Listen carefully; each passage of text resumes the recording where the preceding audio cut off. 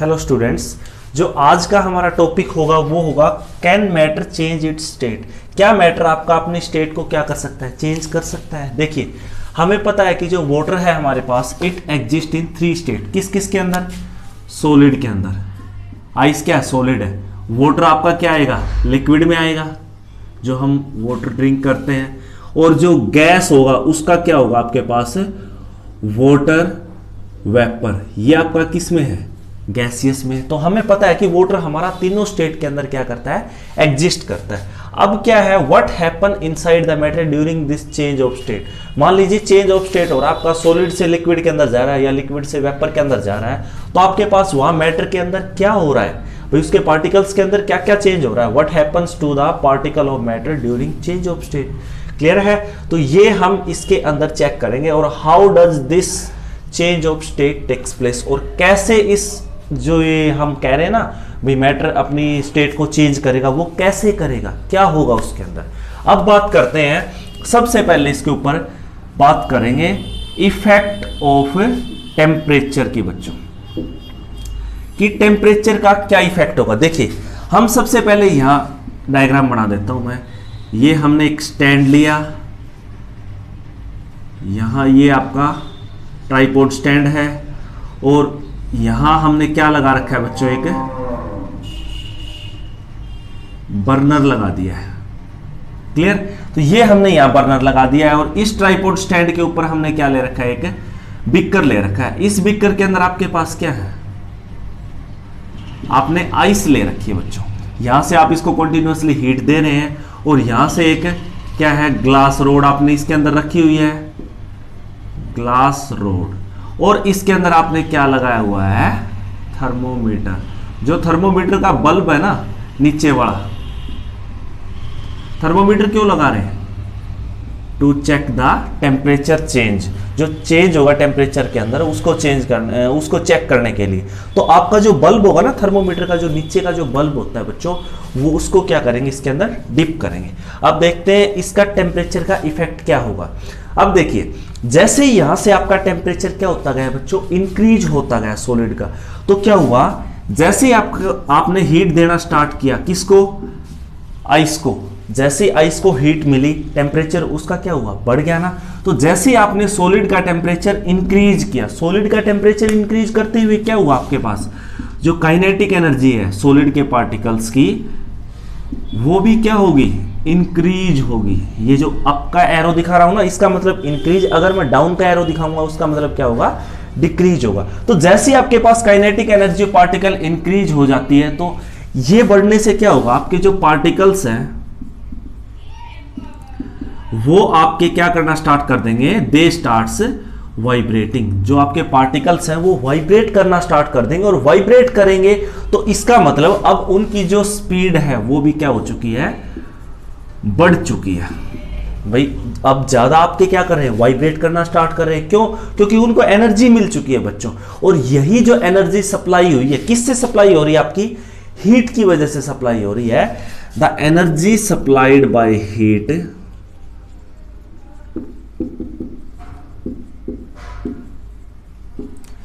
ये किसके अंदर यूज होगी? आपकी जो हीट ने एनर्जी को सप्लाई किया है, it is used for overcomes the forces of attraction. देखिए जो हमने आइस ले रखा था उसके अंदर क्या था? आपके पास सॉलिड थे, सारे पार्टिकल इकट्ठे थे।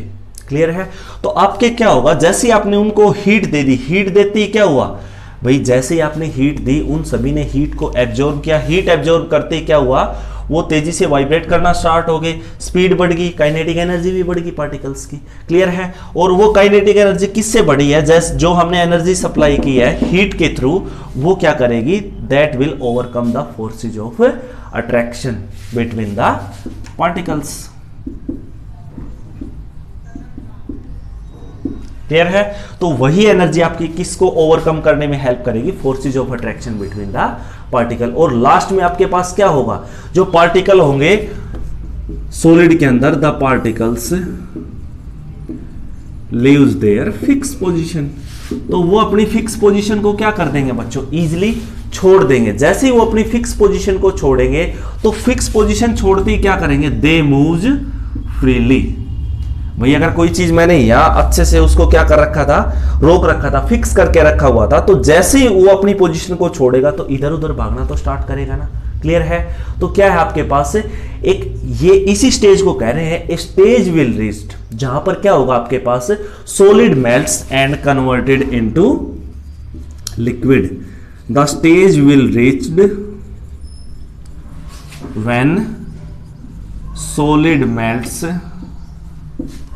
And converts into the liquid. Clear हुआ? तो आपकी चेंज ऑफ स्टेट हो रही है ना। हमने लिया क्या था, सॉलिड, वो अब कन्वर्ट किसके अंदर हो रहा है बच्चों, आपका लिक्विड के अंदर। तो इसका मतलब आपके पास मिनिमम टेम्परेचर, भाई जिस मिनिमम टेम्परेचर पे आपका सॉलिड क्या होगा, it starts to melt to become a liquid, वही आपका क्या होगा, मेल्टिंग पॉइंट। तो इसकी डेफिनेशन लिख देता हूं मैं, the minimum temperature at which solid melts to a liquid at the atmospheric pressure is called melting point। वही आपका क्या कहलाएगा बच्चों, आपके पास से मेल्टिंग पॉइंट कहलाएगा का उस एटमॉस्फेरिक प्रेशर, यानी जो अपने एटमॉस्फेयर का नॉर्मली जो प्रेशर है। क्लियर है? तो इसका मतलब आपके पास मेल्टिंग पॉइंट क्या इंडिकेट करेगा कि आपके पास जो पार्टिकल्स थे सॉलिड के, उनके बीच में कितनी फोर्सेज ऑफ अट्रैक्शन थी। देखिए अगर मेल्टिंग पॉइंट ज्यादा हुआ, भाई उस सॉलिड को हमने मेल्ट करने के लिए क्या हुआ, बहुत ज्यादा हीट सप्लाई करनी पड़ी, that means there will be the large strength of the forces of attraction between the particles. Otherwise क्या है, अगर मान लीजिए आपका कम टेम्परेचर पे ही क्या हो जाता है, सॉलिड आपका फटाफट लिक्विड के अंदर चेंज हो जाता है, तो इसका मतलब उसके जो पार्टिकल्स के बीच में जो फोर्सेज ऑफ अट्रैक्शन थी वो क्या रहेंगी, कम रहेंगी। और आपको पता है जो आइस का मेल्टिंग पॉइंट होता है वो क्या होता है, 273.15 केल्विन। और जो ये 270 ये केल्विन के अंदर लिख रहे हैं, जो कि किसके इक्वल होता है, 0 डिग्री सेल्सियस के इक्वल होता है बच्चों आपका। क्लियर है?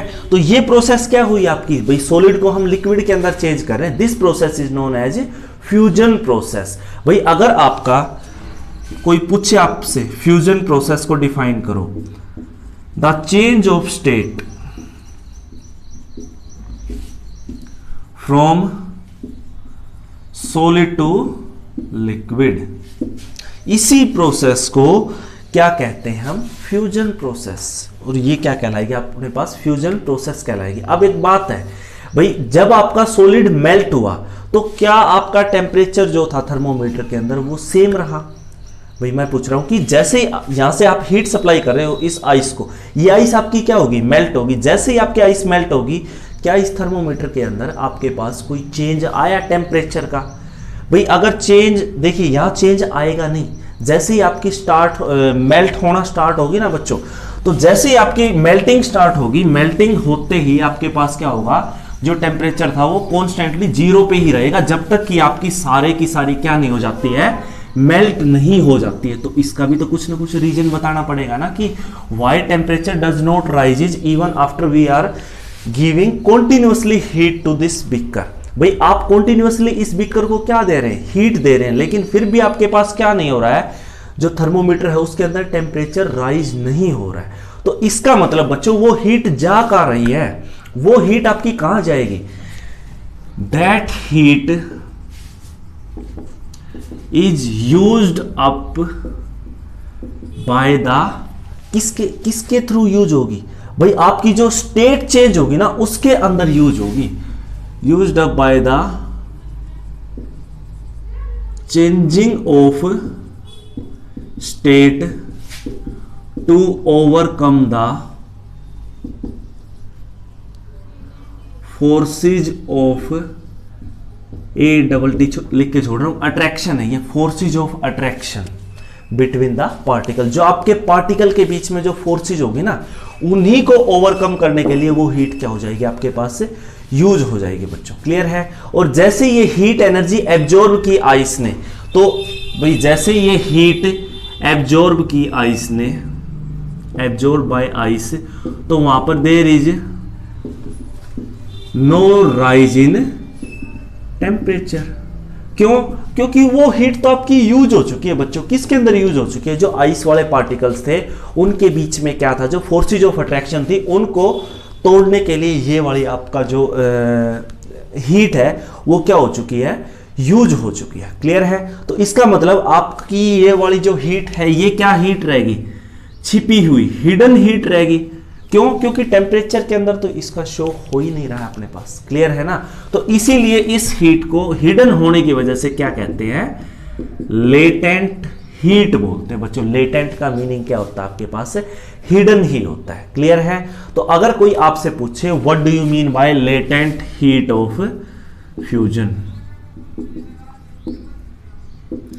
तो क्या होगा आपके पास, the amount of heat required to change 1 kilogram of solid into liquid at atmospheric pressure. The amount of heat required to change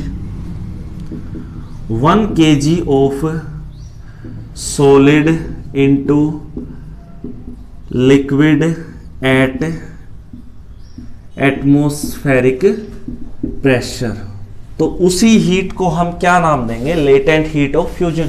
क्योंकि ये आपका टेम्परेचर को तो राइज कर ही नहीं रही है बच्चों। क्लियर है?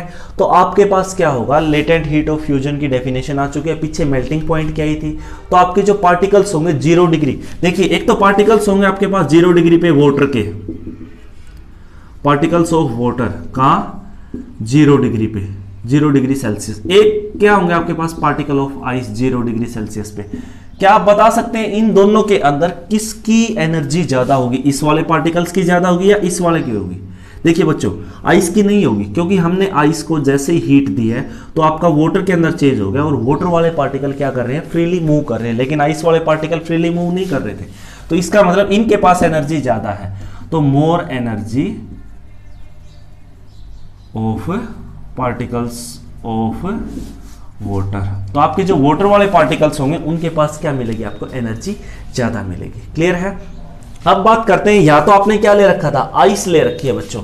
अगर आप यहां आइस की जगह क्या ले लेते हैं, यहां आपके पास अगर आइस की जगह क्या आ जाता है, मेल्ट होने के बाद, ये तो आपकी ग्लास रोड है, ये आपका क्या है,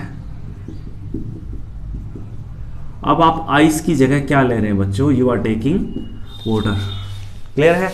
अब क्या है, जैसे ही आपने हीट एनर्जी किसको सप्लाई की बच्चों, वाटर को सप्लाई की, तो वाटर वाले पार्टिकल्स अब क्या है, जैसे ही आपने हीट दी किसको, वाटर को, तो वाटर वाले जो पार्टिकल्स हैं उनको और ज्यादा हीट मिली, तो वो क्या करेंगे, दे स्टार्ट मोर वाइब्रेशन। भाई उन वाले पार्टिकल को जैसी एनर्जी मिली, एनर्जी मिलते ही क्या होगा, वो और ज्यादा फास्टली क्या करना स्टार्ट कर देंगे, वाइब्रेट, और क्या करेंगे, दे आल्सो मूव फास्टर। तो फास्टर क्या कर देंगे, मूवमेंट स्टार्ट कर देंगे, और किसी सर्टेन टेम्परेचर पे आपके पास क्या होगा, एट ए सर्टेन टेम्परेचर, किसी सर्टेन टेम्परेचर में बच्चों इनकी मूवमेंट इतनी तेज हो जाती है कि इनके पास इतनी इनफ एनर्जी आ जाएगी, दे गोट enough energy to break the forces of attraction। तो वो क्या करेंगे, फोर्सेज ऑफ अट्रैक्शन को ब्रेक कर देंगे। किस वाली फोर्सेज ऑफ अट्रैक्शन को ब्रेक कर देंगे, वाटर वाली फोर्सेज ऑफ अट्रैक्शन को ब्रेक कर देंगे। और जैसे ही वो ब्रेक होगी आपके पास आपका लिक्विड किसके अंदर start, liquid starts changes into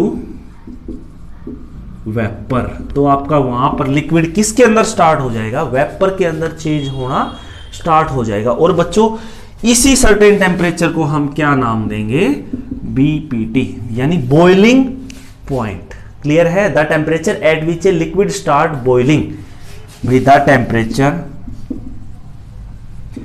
eight which a liquid starts boiling, जहां पर वो आपका लिक्विड क्या करना स्टार्ट कर देता है, बॉयल करना स्टार्ट कर देता है, तो वहां पर लिक्विड वाले पार्टिकल्स को क्या मिल गई, इनफ एनर्जी मिल गई, तो वो आपके लिक्विड से फटाफट कौन सी स्टेट के अंदर चले जाएंगे, वेपर स्टेट के अंदर चले जाएंगे। और वाटर के लिए जो आपके पास बॉइलिंग पॉइंट होता है बच्चों, मेल्टिंग पॉइंट तो देखा था हमने 0 था, बॉइलिंग पॉइंट जो होगा वो होगा 100 डिग्री सेल्सियस, और ये होता है 373.15 केल्विन, या इसको अप्रोक्सीमेटली अच्छे से लिखने के लिए 373 केल्विन भी लिख देते हैं। क्लियर है?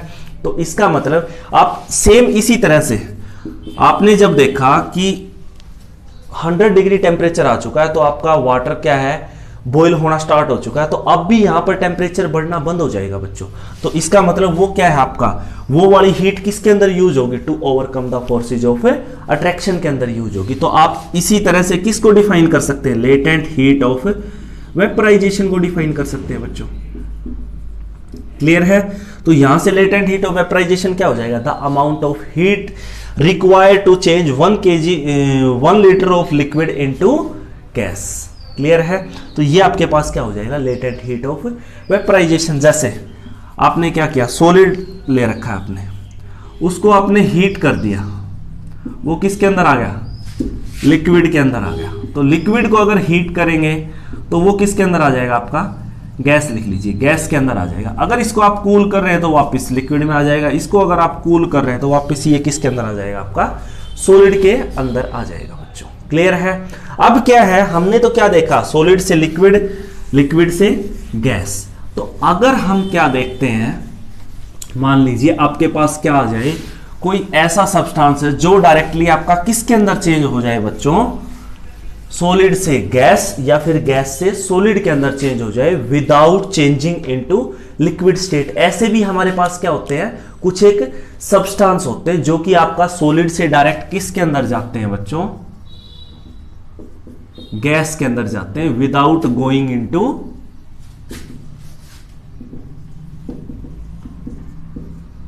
Liquid state.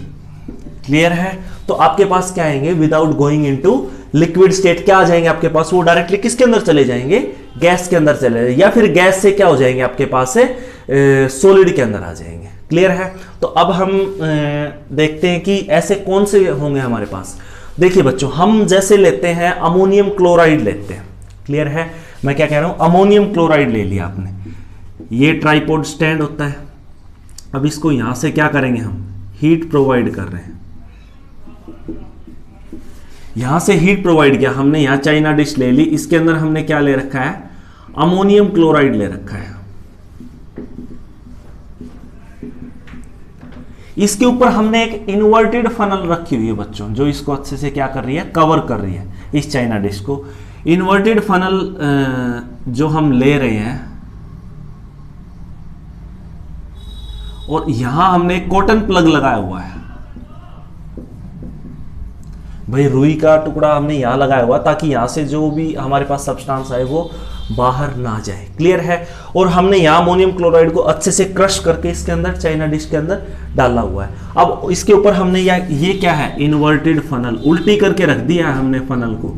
तो बच्चों जो ये फनल है आपकी, जैसे इसके ऊपर उल्टी करके हमने इसको रखा और इसके ऊपर हमने कॉटन प्लग लगा दिया, जैसे नीचे से आप हीट देते जा रहे हैं, ये स्टार्टिंग में किस में था, सॉलिड में, थोड़ी देर बाद देखा इसकी लिक्विड स्टेट ना आके यहां से क्या बन रही है आपके पास से वेपर्स बन रही है बच्चों। और जैसे ही आप इसको यहां से हटाएंगे आपको क्या मिलेगा, यहां पर वेपर से डायरेक्ट ये सोलिडिफाइड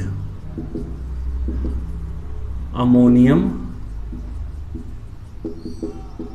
क्लोराइड। इसका मतलब अमोनियम क्लोराइड जो हमने लिया है ये आपका डायरेक्टली किसके अंदर चेंज हो रहा है बच्चों, सॉलिड से गैस के अंदर। और जैसे हमने हीट को हटा दिया तो ये वापस गैस से किसके अंदर आ गया, आपके पास सॉलिड के अंदर आ जाता है। क्लियर है? तो यहीं से आपके पास डेफिनेशन बनती है सब्लिमेशन और डिपोजिशन की। What do you mean by sublimation? ये होता है the change of state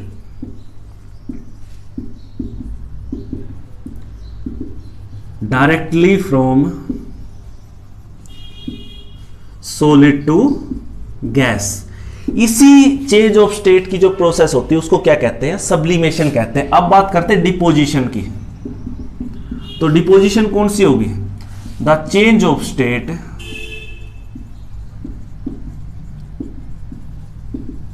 directly from gas to solid. तो इसका मतलब आपने जैसी फनल हटाई यहां से, ये वेपर फटाफट यहां आके जम गई, तो इसका मतलब ये तो डिपोजिशन प्रोसेस हुई, लेकिन जैसे ही आपने इसको हीट किया अमोनियम क्लोराइड को, इसकी वेपर्स आ गई, वो कौन सी प्रोसेस होगी आपके पास से? सब्लिमेशन प्रोसेस होगी। ठीक है बच्चों, तो ये था हमारे पास effect of temperature on change of state. अब जो नेक्स्ट लेक्चर में करेंगे वो करेंगे हम effect of change of pressure on change of state. ठीक है, थैंक यू।